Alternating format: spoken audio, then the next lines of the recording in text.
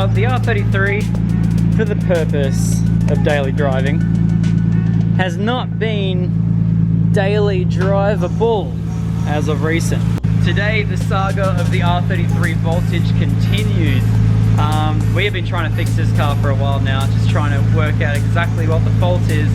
I think I might have fixed it. I don't know. Sorry, not fixed it. Worked out exactly what it is. Have a look at this. Something I didn't check in my last video. I'm gonna quickly put you guys there so you can see.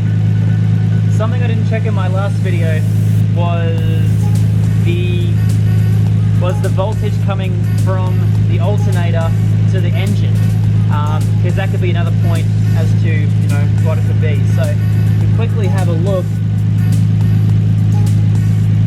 So that's currently sitting on the back of the alternator.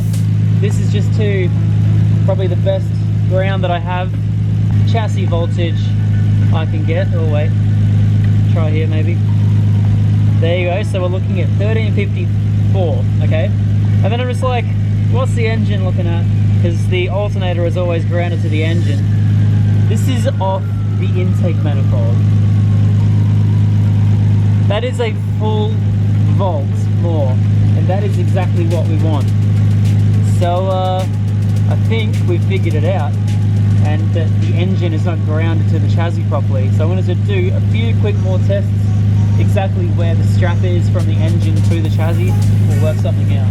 Looking at the R33 at the moment, we have figured out something big, and that is the fact that the engine itself is 14.5 volts, which means the alternator is doing its thing, no worries at all.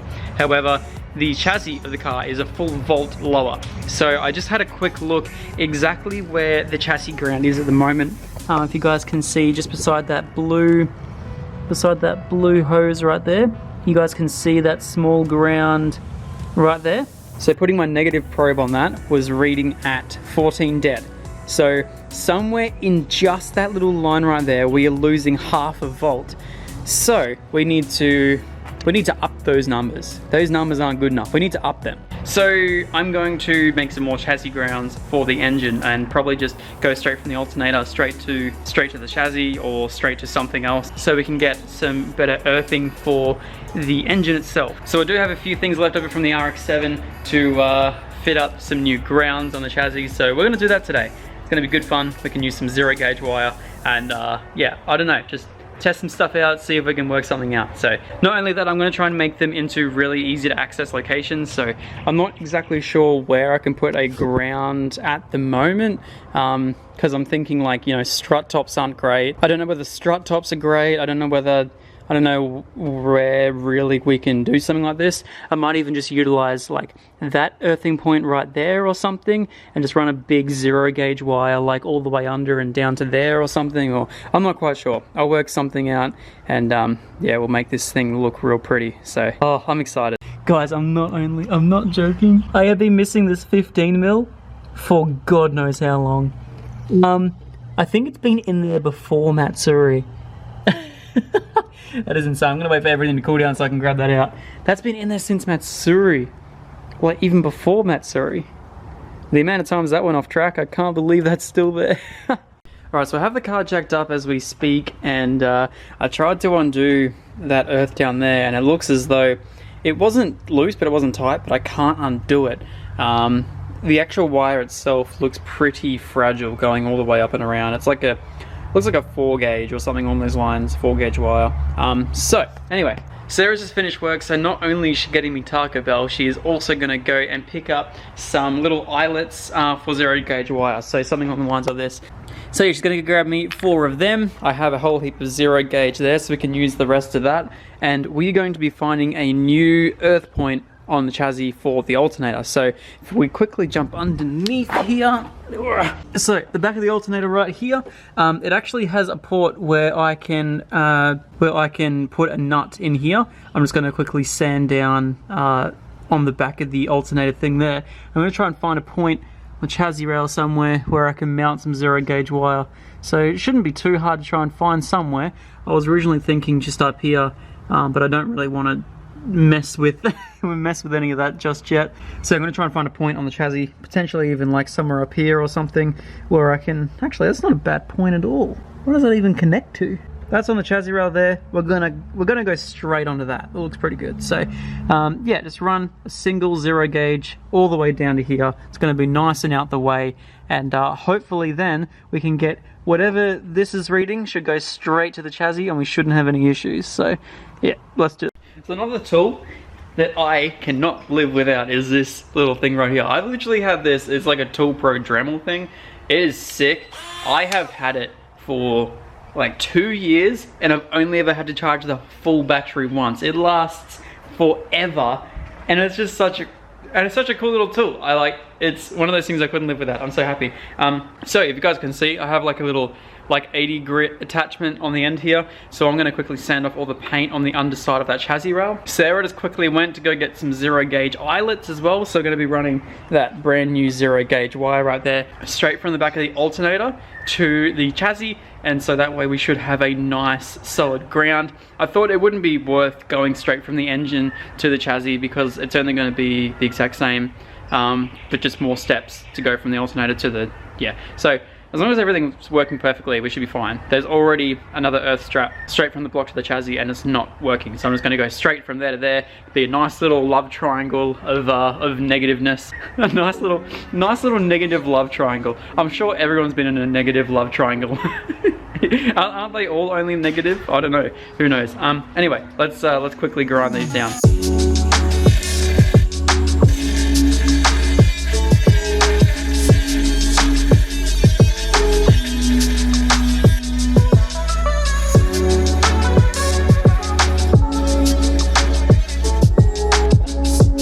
So Sarah's washing the new project car. As much as this would be a cool like daily, it's just not gonna work.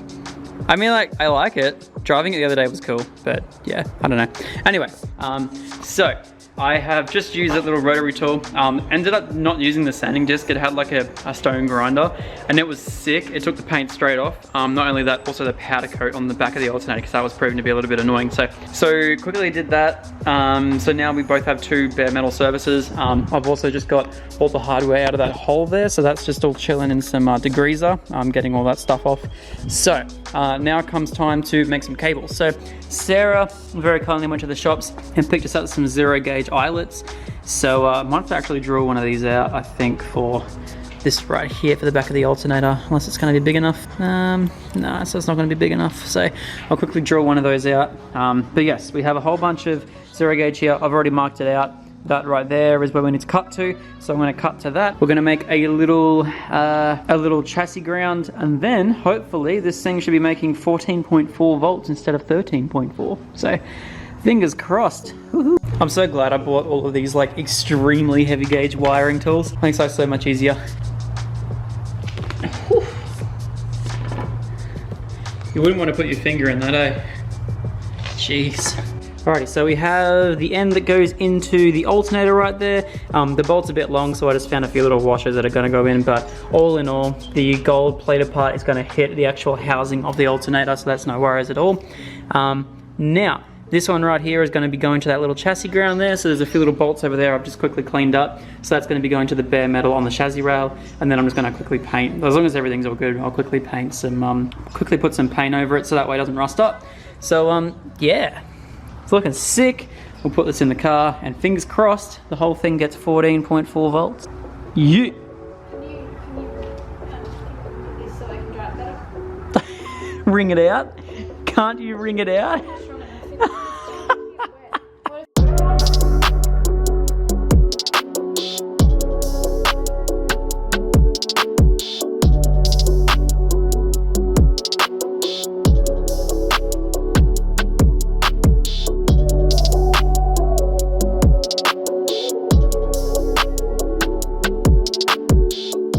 Alrighty guys, so as you can see, I'll jump under the car with you. So, coming off the bottom of the alternator there, you guys can see that's the bottom of the alternator. We just have straight from the alternator this large 0 gauge wire going all the way to the earth right there. Everything's nice and tight. So now, fingers crossed, we should see 14.8 volts across this entire car. And not only that, I'm also going to create a bit of battery earth as well. Now that I have so many of these little eyelet things, I'm going to create a 0 gauge earth in the back as well. And I'm probably going to run a power cable all the way through the car, 0 gauge power cable, all the way through the car and up to the battery as well. And also going to run a circuit breaker through that as well, simply because we're going to a 140 amp system. I saw one of you guys comment in the comment section, I believe it was 2 days ago, but he was having some issues with his alternator fuses and they blew and they were just getting really hot and potentially catching fire. That's not something we want to do with this car. So I'm running a single positive straight from the alternator, basically with a circuit breaker up on the side there, maybe go through the entire car, middle circuit breaker on the back just in case. So that way we can just make sure that this car is just charging properly, doing everything it needs to do. So first of all, let's start her up, make sure no weird noises. I'm just gonna leave it jacked up for now so we can quickly unbolt things if we need to, or turn the car off if we need to. So yeah, all good. Let's get it started. Clean my hand. Alrighty, so fingers crossed everything goes to plan. Go start the car real quick. Alrighty. I'll prime it a few times, see if everything's going to plan. Alright, I haven't heard anything weird going off just yet, so start her up.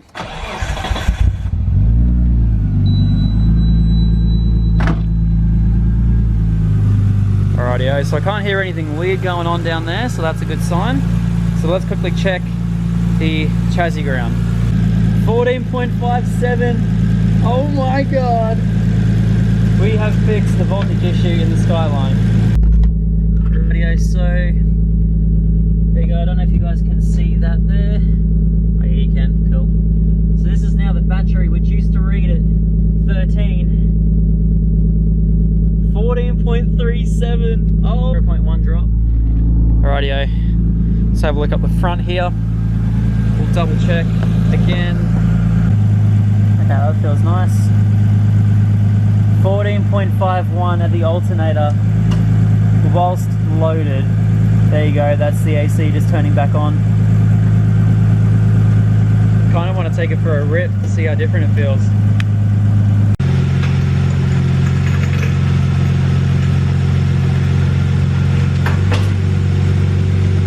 So it has been running flawlessly, doing everything it's needed to so far.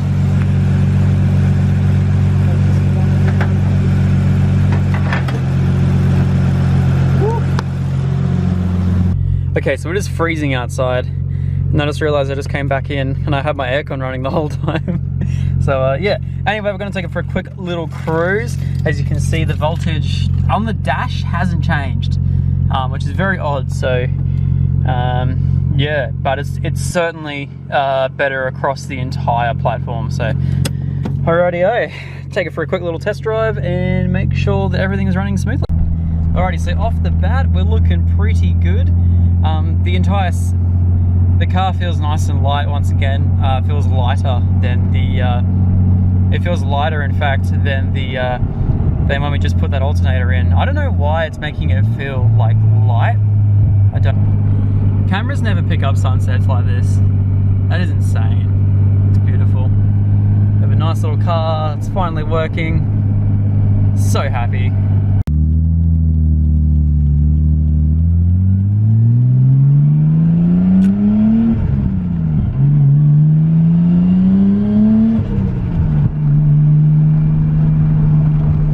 Something crazy though, that this entire time this dash has said 14 volts.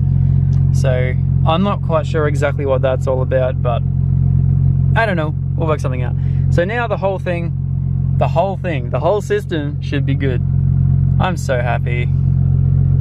The only thing I have to do now is change out that fuse, but apart from that, we should be good. We should be cooking with fire. Happy with that. The only thing I will check now is how much charge the actual battery has, because it never actually used to be able to charge it anything over like 12.3 volts or something. So grab the multimeter real quick, we'll check that, we'll make sure, where did I put my multimeter? Ah, it's somewhere. So yes, if this test confirms that the battery has more than 12.3, then I think we're good. Let's have a quick look. You guys can't see anything, but this is the final test. 12.7. Oh yes. We finally have a battery that is fully charged, or well, charged enough, and one that is actually charging with the system that we have. We have fixed the skyline until tomorrow. But I did actually notice something else. We have a power steering leak, and you guys all know how I feel about power steering leaks. So yeah. So now all that is left to do is to change around that wire, so that way we have a good, consistent and safe 140 amp system throughout the entire car. Then the LS conversion will be done. That earth has saved the entire car. We're now actually able to charge the battery. The car is actually running at a full 14.5 volts now, which I'm very, very, very ecstatic about. It's probably never done that its entire life, so yeah, I'm so happy. Yeah, and first of all, I'm not trying to be someone I'm not. But there's plenty different ways for you to go and get your props. You don't need to try pretending living lifestyles you ain't got. That's that shit I told myself when I was low and feeling lost. Learning lessons pay the cost while they watching Hugo.